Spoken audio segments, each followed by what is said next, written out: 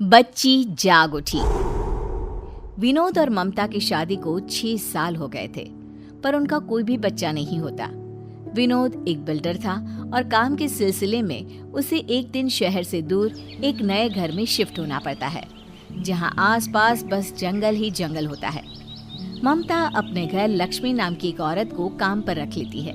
एक दिन जब लक्ष्मी और ममता रसोई में खड़े बात कर रहे होते हैं, मैडम जी, वो मैं ना कल काम पर नहीं आऊंगी, मुझे कल डॉक्टर के पास जाना है। डॉक्टर के पास? सब ठीक तो है ना? वो मैडम जी, मैं क्या बताऊं, मेरे पहले ही 4 बच्चे हैं और अब मैं फिर से माँ बनने वाली हूँ। हम गरीब लोग कैसे इसको पालेंगे, इसलिए अब हम और कोई बच्चा नहीं चाहते। अरे कैसी बात कर रही हो लक्ष्मी, अगर तुम्हें ये बच्चा नहीं चाहिए तो ये बच्चा तुम मुझे दे देना। ये सब तो मजाक की बात है मैडम जी। अरे मजाक नहीं कर रही हूँ मैं लक्ष्मी, मैं सच कह रही हूँ। आप मेरे बच्चे की परवरिश करोगे, इससे अच्छी क्या बात होगी मैडम जी। देखते देखते वक्त गुजर जाता है और एक रात लक्ष्मी एक बेटी को जन्म देती है। लक्ष्मी सुबह होते ही अपनी प्यारी सी बेटी ममता को देने आ जाती है। लीजिए मैडम जी, अब आज से ना ये आपकी बेटी है। मैं अब घर से काम पर नहीं आऊंगी क्योंकि कुछ महीनों के लिए अपनी माँ के पास गांव जा रही हूँ। ममता ये खुशखबरी विनोद को देने के लिए उसके पास बच्ची को लेकर जाती है। ये देखो विनोद, हमारी बेटी लक्ष्मी को बेटी हुई है और वो आज अपनी बेटी हमें देकर अपने गांव चली गई। बेटी? लक्ष्मी को बेटी हुई है? पर मुझे तो बेटा चाहिए था। इसको तो मैं जान से मार दूंगा। चलो इसे मुझे दो। नहीं विनोद, ऐसी बातें मत करो। विनोद को उस बच्ची पर जरा भी तरस नहीं आता और वो गला दबाकर उसे मार डालता है। उसके बाद वो उसे घर के पीछे एक गड्ढा खोदकर उसमें दफना देता है। कुछ दिन बीत जाते हैं, पर फिर एक रात घर के पीछे एक कुत्ता बुरी तरह से भौंकने लगता है।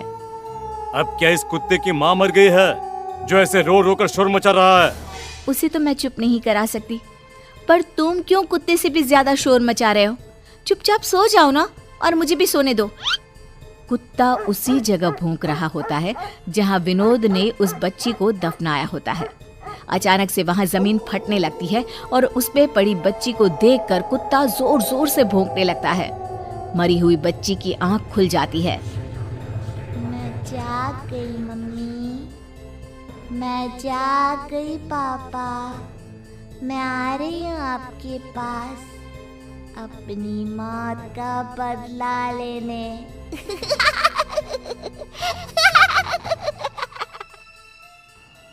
अगली रात ममता पानी पीने के लिए रसोई में जाती है और उसे वहां एक दूध की बोतल दिखाई देती है। बोतल के पास एक डरावनी बच्ची खड़ी हुई दिखाई देती है जो और किसी को नहीं देखती। दूध की बोतल? पर हमारे घर में तो कोई बच्चा नहीं है। तभी ममता को एक छोटे से बच्चे की रोने की आवाज आने लगती है।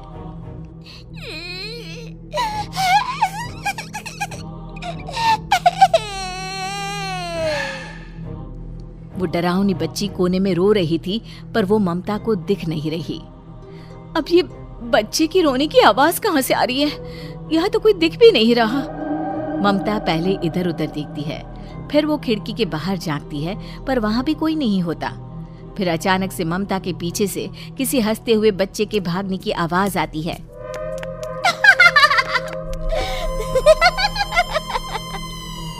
ममता पीछे मुड़कर देखती है, पर उसे कुछ नहीं दिखता, बस बच्चे की हंसने की आवाज आती है। कौन है आखिर यहाँ? मेरे सामने आओ। माँ, मैं हूँ। मैं और माँ? कौन है? यहाँ सामने आओ। ममता बहुत डर जाती है और भागते हुए अपने कमरे में जाकर कंबल ओढ़कर सो जाती है। सुबह उठकर उसे लगता है कि बस वो एक डरावना सपना था और कुछ नहीं। पर फिर शाम को जब ममता अपनी अलमारी में कपड़े ठीक कर रही होती है, तभी उसे वहां छोटे बच्चों के कपड़े और खिलौने मिलते हैं। ममता उसमें से एक गुड़िया को हाथ में उठाती है। अब ये क्या है? ये सब यहाँ कैसे आ गया? मम्मी, मैं आ गई।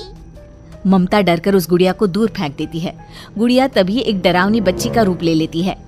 तुम बहुत बुरी माँ हो, तुम मुझे बिल्कुल प्यार नहीं करती। तुम्हारी माँ नहीं हूँ। डरावनी बच्ची हवा में उड़कर आती है और ममता के गले से चिपक जाती है। तुम ही मेरी माँ हो, समझी? मार डालूंगी तुमको अगर दोबारा ऐसा बोला तो। छोड़ दो मुझे, मैं मर जाऊंगी, छोड़ दो मुझे। जा रही हूँ माँ, पर मैं घर में वापस जरूर आऊंगी। वो डरावनी बच्ची हवा से उड़ती हुई खिड़की के बाहर निकल जाती है और गायब हो जाती है। हे भगवान, ये सब क्या था? ये क्या हो रहा है? ममता सारी बात विनोद को बताती है, पर विनोद उस पर यकीन नहीं करता। ममता के दिमाग में हर वक्त वही सब चलता रहता है। फिर अगले दिन जब विनोद बगीचे में घूम रहा होता है तो उसे वो जगह खुदी हुई मिलती है जहां उसने उस बच्ची को दफनाया था। अरे, ये जगह किसने खोद दी? कहीं किसी को मेरा सच तो पता नहीं चल गया? विनोद अंदर गड्ढे में देखता है तो वहां से वो बच्ची गायब है। ममता, ममता, जल्दी आओ। क्या हुआ? क्यों शोर मचा रहे हो? ये देखो, यहाँ किसी ने खोदा और वो बच्ची की लाश भी यहाँ से गायब है। हे भगवान, कुछ दिनों से इस घर में सब अजीब अजीब चीजें हो रही है। बस कुछ दिन का काम और बचा है, फिर तो हम सब इस मनहूस जगह से हमेशा हमेशा के लिए चले जाएंगे। तभी वो डरावनी बच्ची उन दोनों के सामने आकर खड़ी हो जाती है। किसी को नहीं जाने दूंगी मैं यहाँ से। मैंने बोला था ना यहाँ कोई है, तुमने मेरी बात नहीं मानी। हाँ ममता, पर अब हम क्या करें? अब कुछ नहीं कर पाओगे। अब तो तुम दोनों को मैं अपने साथ ले जाऊंगी और फिर मैं हमेशा अपने मम्मी पापा के साथ रहूंगी। आखिर तुम कौन हो? क्यों तुम हमें अपने माँ बाप बताती हो? क्योंकि मैं वही बच्ची हूँ जिसे तुमने मार कर यहाँ दफना दिया था। अब मैं भी तुम दोनों को मार कर इसी जगह दफनाऊंगी।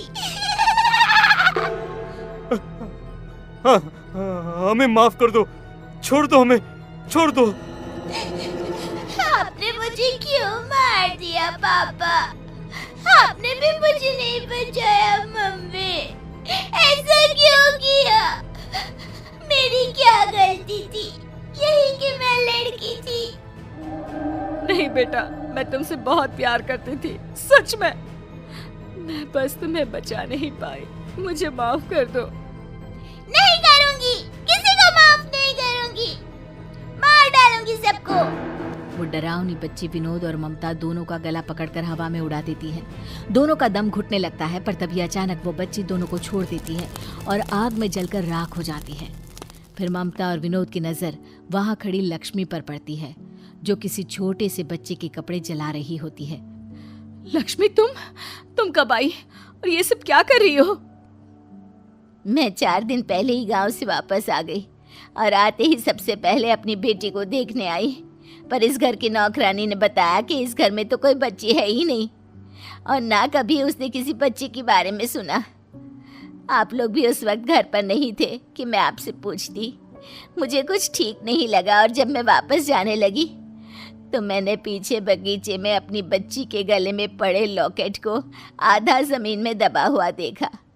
मैं तब से तुम लोगों पर नज़र रखे हुए हूँ और मुझे सब पता चल गया कि मेरी बेटी मर चुकी है और अब उसकी आत्मा तुम लोगों को कैसे परेशान कर रही है। मैं उसके बाद अपनी बेटी की आत्मा की शांति के लिए पंडित जी के पास गई और उन्होंने मुझे बताया कि जो कपड़े मेरी बेटी ने सबसे पहले पहने थे, अगर मैं उन्हें जला दूंगी तो उसे मुक्ति मिल जाएगी। मेरी बेटी को मैंने मुक्ति दिला दी है और मैंने पुलिस को भी फ़ोन कर दिया है।